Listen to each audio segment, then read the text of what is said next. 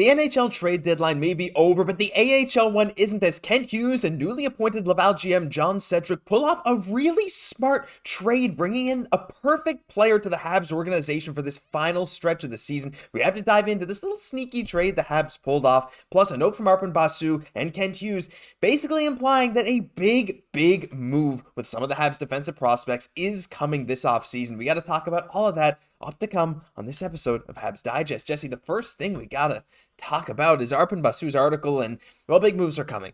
Now, he posted his notebook today, and he kind of rehashed a bit of what Kent Hughes said in the post-trade deadline press conference. Now, it's something a lot of us have read, a lot of us have seen, but it's kind of picking up some steam. So he kind of says there's bits of information volunteered over the weekend that suggest we could see some movement on the Canadiens defense this offseason. The first one, Kent Hughes was asked Friday if there was a trade available at the deadline to move out a young defenseman. He said, well, we're not in a rush because that's not the type of trade that happens at the deadline. It could happen at the draft. And then, as Basu points out, if you assume Matheson, Guhle, and Xhekaj are locks to be in the immediate future in the Habs blue line, that lives a long list of defensemen in Struble, Harris, Kovacevic, Barron, Mailloux, Reinbacher, Hudson, Adam Engstrom. That's 8 defensemen for just 3 spots that are left. Jesse, this is a very pressing situation, as we know, and it's something the Montreal Canadiens are very aware of, but that decision is going to have to come sooner rather than later, as we get Engstrom and Reinbacher and even Hudson coming over in the next few weeks. Plus, not to mention some of the AHL guys who are about to take that leap. I think something huge is brewing for this draft season. Absolutely. The competition is fierce. Like, listen to that list of names there. You have to feel like it's dog eat dog. Well, maybe that's not exactly the culture that Martin St. Louis is going for, but he likes the competition all the same. Yeah. He likes these young guys battling. Like, I mean, you have to feel like Reinbacher is going to be playing games with the Montreal Canadiens. In my opinion, quite a few bit of games, mostly with the Montreal Canadiens next year. Mm-hmm. You have to feel like Lane Hudson's going to be here, right? You know, Mailloux, I think, has deserved his time to play in the NHL a little bit, you know? So I think, you know, there will be some spots still for Engstrom, maybe at the AHL level, even though he's definitely a guy to keep an eye on for sure. But I mean, all the same, just at the NHL level, right? Like, this is just crazy. Like, we see even Justin Barron, like, even though we might want a little bit more from his defensive game, like, he's a good offensive player. Like, there's a really good player there that still just kind of needs to be molded. Again, fits our system super well. We got all these guys that really just fit this more of this offensive type of game that we're trying to play, which is such a relief for, I think, so much Habs fans, media, everybody involved. So, I mean, it's really interesting to see how this is all going to figure out, right? Like, David Savard, like, even though he didn't get traded at the trade deadline, it's very possible, Josh, that maybe he just gets traded this summer just because we don't even have that much space. Yeah, there's so many possibilities. But based on what Kent said, he was quite adamant to saying, like, you know, some of these trades, they might be available around draft time. And look at the draft capital the Habs have, the amount of first, seconds, and thirds they have. Plus, like we just listed, that's 8 defensemen who are all prospects fighting for 3 spots, basically. I guess Savard's not a prospect, but still, most of these guys, all young, fighting for this spot. Do you know how many teams are licking their chops trying to get their hands on a Habs defenseman, maybe hoping they can get one for cheap? Kent Hughes is not going to let that happen, but if push comes to shove and the Habs have no choice but to move some of these guys out to make room on their roster so that guys aren't disgruntled if they have to be sent down, something's going to have to happen. So you got to think Kent's going to be on this sooner rather than later. So a big trade involving some of these guys might come sooner than you might think.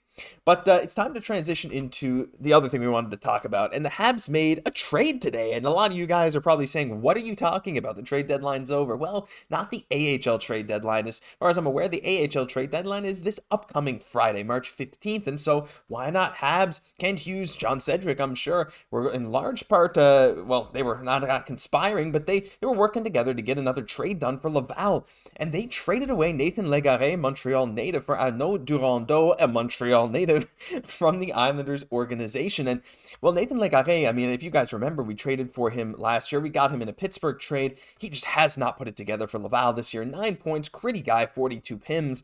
But the big thing with Arnaud Durandeau, he had 24 goals and 55 points in 68 AHL games last year, even got up to play with the Islanders for 4 games.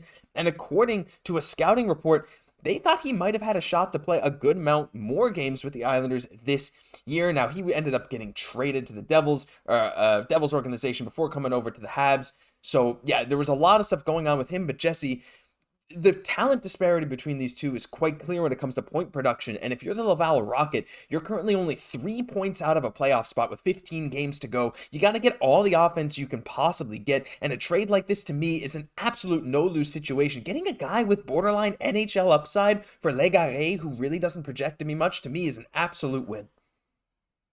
Absolutely. And I really like that Kent Hughes is just doing everything he can to really help the Laval Rocket along with John Sedgwick. It's, right now is, they have to do what they can as we're getting down the stretch, but it's definitely within striking position. It would be so sweet to kind of seal that last spot away from the Toronto Marlies there. So, I mean, you definitely have to feel like this is more of a depth move here, just with Durando being 25 years of age. But I mean, helping still, the Laval Rocket while still time at the same, having possibly, that NHL upside if ever for a call-up. Of course, we're talking more of a fourth line type of role, right? But again, these AHL guys can really surprise you sometimes. But I really like that just Kent he recognized the value for so many of these young guys, Barron, maybe Struble going down if Lane Hudson is with the big club, right? That this would benefit them a lot from really getting to play this year in the playoffs and just for the whole organization. So we're definitely going to have to be keeping an eye on that down the stretch. Yeah, it's going to be very interesting. And from what I was reading, looking at some Islanders and Devils fans talking a bit about Durando, is that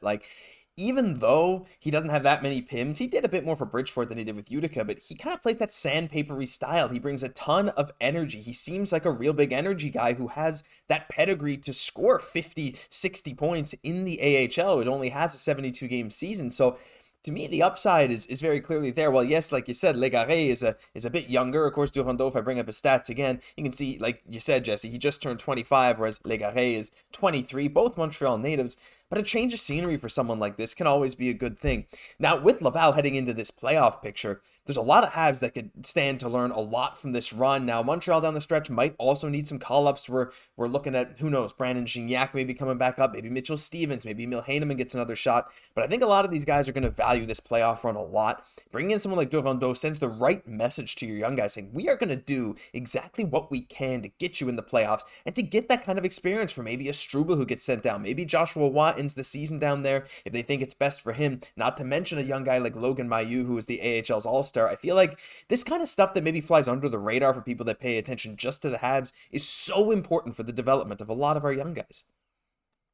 It's so true. Just the more hockey, the better. And even though we're not seeing all the results as maybe we'd kind of hope for with the Laval Rocket, because we still have some very good young guys there, is right now with this influx, we're going to see where maybe we're not quite there at the playoff team yet, even though we might finish there. But I believe as we continue to get this big influx of the prospects, then we're really going to see the turning of the tide where we're just seeing them, consistently, Laval being that playoff team and obviously kind of coinciding not that far from when Montreal is also a playoff team as well. Cannot wait for that. Well, you guys, what do you think about this trade? I know it seems small on the surface, but to us, this seems like a win-win. Why not go for it? Hope the Laval Rocket make the playoffs. There's only a couple teams ahead of them, separated third and sixth in that division, are only separated by 4 points in the standings, and you only need to come in fifth to make the playoffs. So let us know your thoughts down below. But for now, that'll do it for this episode of Habs Digest. If you enjoyed, leave a like, comment, subscribe to the channel. You guys have been subscribing like crazy. We really, really appreciate it. I'm Josh Gosse, my co-host Jesse Poirier. We'll catch you in the next one.